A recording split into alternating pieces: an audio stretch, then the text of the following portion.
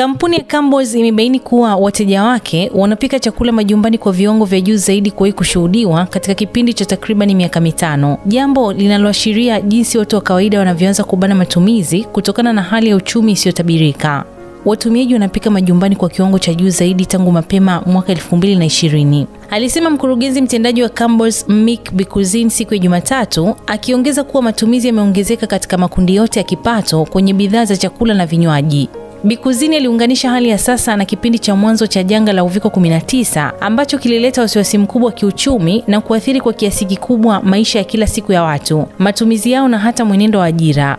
Mwelekeo huu mpya unaonekana kwa kampuni ya Papa Ridge Farm na V8 umetokea wakati wachumi na wawekezaji wa Wall Street wakiendelea kujiuliza mustakabali wa uchumi wa Marekani baada ya sera ya ushuru wa Rais Donald Trump kuibua hofu ya mdororo wa uchumi na kuathiri imani ya walaji. Kuongezeka kwa idadi ya watu wanaokula nyumbani kunaweza kumaanisha kupungua kwa ulaji wa chakula nje ya nyumbani, hali inayoonyesha kuwa Wamarekani wanabana matumizi. Hali hii inaweza kuwa na athari mbaya kwa pato la taifa ambapo karibu theluthi mbili hutegemea matumizi ya walaji.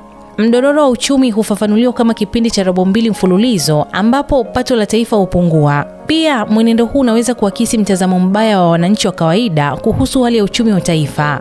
Kielelezo cha imani ya walaji kilichotolewa na Chuo Kikuu cha Michigan mwezi uliopita kilishuka hadi moja ya viwango vya chini zaidi kuwahi kurekodiwa. Kampuni hizi kutoka Campbell's zilitolewa baada ya kampuni hiyo ya supu kuvuka matarajio ya Wall Street katika robo tatu ya mwaka wa fedha.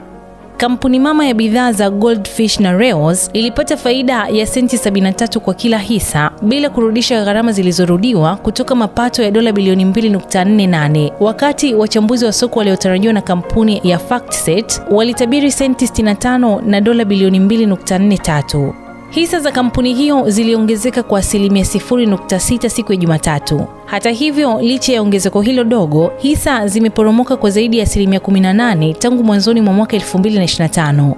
Mimi ni Bahati Limo na hii ni Simulizi na Sauti.